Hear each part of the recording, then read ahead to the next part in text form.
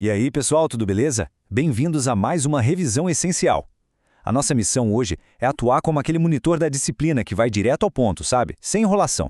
A ideia aqui é traduzir aqueles conceitos super abstratos da matemática pura para as bases concretas de código que todo mundo na graduação de computação precisa dominar. Então, se as provas de fundamentos da computação estão chegando e está batendo aquele desespero, relaxa. Este guia de estudos é praticamente um manual de sobrevivência. Vamos lá? O nosso roteiro para gabaritar o meio do semestre está bem direto. A gente vai passar por 1. O par ordenado essencial. 2. Construindo o plano cartesiano. 3. O produto cartesiano, focando em matrizes e combinações. 4. Relações binárias e como a gente filtra dados. E para fechar, 5. Domínio, imagem e inversas. Beleza, mergulhando logo de cara na seção 1, o par ordenado essencial. Literalmente os blocos de construção das nossas coordenadas. Olha só, antes da gente sair criando matrizes malucas, grafos ou estruturas de dados super complexas, a gente precisa entender o bloco fundamental. Na matemática, o par ordenado é assumido como um conceito primitivo. E a regra de ouro aqui é uma só. A ordem importa, e importa muito. Dois pares, AB e CD, só vão ser iguais se e somente se o A for exatamente igual ao C e o B for igual ao D. Inclusive, os materiais de estudo da série Degraus mencionam a definição rigorosa de Kuratowski, que define o par usando conjuntos dentro de conjuntos. Isso só mostra que tem toda uma profundidade teórica gigantesca sustentando algo que parece tão simples. E é aqui que a mágica da teoria encontrando a prática acontece. Se a gente bater o olho na notação matemática de um par ordenado, aquele clássico A, B, entre parênteses, a gente está olhando essencialmente para o que na programação chamamos de uma tupla, ou um array de dois elementos. É simplesmente a forma mais primitiva e básica de estruturar dois dados independentes dentro de uma única unidade lógica no nosso código. Avançando para a seção 2, construindo o plano cartesiano e mapeando dados para uma grade. Bom, com essa peça fundamental em mãos, a gente precisa de um espaço para organizar tudo isso, certo? Para a prova, é absolutamente vital ter esses termos do plano cartesiano na ponta da língua. Temos dois eixos perpendiculares, o x e o y, que se cruzam ali no meio, na origem. O eixo x dá para a gente a abscissa, e o eixo y dá a ordenada.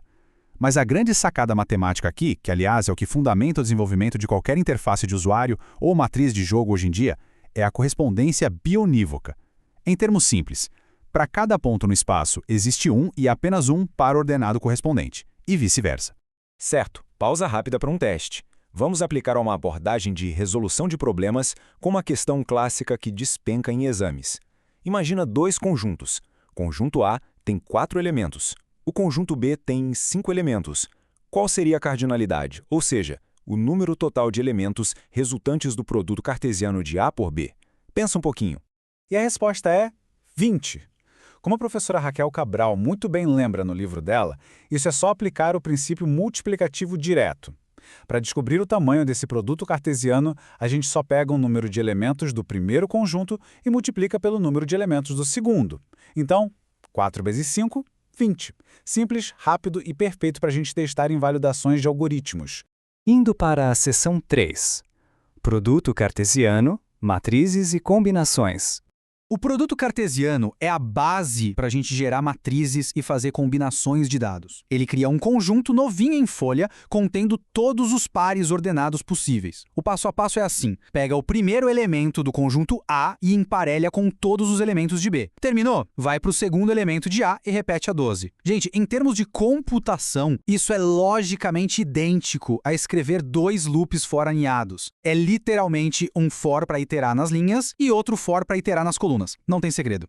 Mas olha só essa pegadinha que costuma derrubar muita gente em prova. Retirada direto da obra do professor Paulo Blaut Menezes. O produto cartesiano não é comutativo. A vezes B definitivamente não é a mesma coisa que B vezes A. Pensa no código. A ordem dos índices em uma matriz muda totalmente o dado que a gente está acessando, né? Na matemática discreta é a mesma coisa. Inverter a ordem dos conjuntos gera pares ordenados completamente diferentes. Fiquem ligados nisso. Chegamos na seção 4. Relações binárias e o filtro de dados. Aqui é onde a teoria cruza com a aplicação prática, e a coisa fica muito interessante. Saindo daquelas combinações brutas, o que é uma relação binária no fim das contas? Matematicamente falando, é só um subconjunto do produto cartesiano. Em vez de pegar todas as combinações, a gente joga uma regra, um filtro. Tipo, eu quero só os pares onde y é igual a x mais 2. Isso é exatamente a mesma lógica por trás de uma query SQL com um where, que a gente usa para filtrar informações e cruzar tabelas usando chaves primárias estrangeiras num banco de dados. E se alguém acha que isso é só teoria de quadro branco, a página do livro do Menezes mata a cobra e mostra o pau. Ele deixa super explícito que o conceito de relação binária é a pedra fundamental de sistemas massivos que usamos todo dia, como os bancos de dados relacionais, e também de modelos mais complexos para concorrência de processos como as redes de Petri. Então, estudar isso aqui é literalmente estudar o alicerce da infraestrutura de software moderno.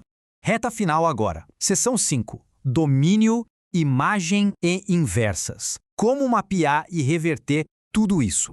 Para fechar o nosso guia, a gente tem que entender como separar as extremidades dessas relações. Quando temos uma relação definida, o domínio é o conjunto de todos os primeiros elementos dos pares que realmente passaram no filtro e pertencem à relação. É super prático pensar neles como os inputs, as entradas válidas. Por outro lado, a imagem é o conjunto de todos os segundos elementos, ou seja, são as nossas saídas, os resultados concretos do mapeamento depois de aplicar a regra.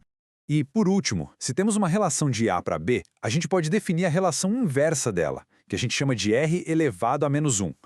A ideia é muito simples. É só pegar cada par ordenado da relação original e trocar a ordem. A gente mapeia as saídas de volta para as entradas. Em estruturas de dados, isso seria tipo pegar um hash map e criar um mapa novo para buscar as chaves usando os valores, em vez de fazer o caminho normal de buscar os valores a partir das chaves. Bom, o que a gente revisou hoje salva a vida nas provas de fundamentos da computação, claro. Mas fica aqui uma provocação para a gente pensar depois da aula. A internet, as redes sociais, o roteamento de dados, tudo isso é modelado como grafos gigantescos, com bilhões de conexões, certo?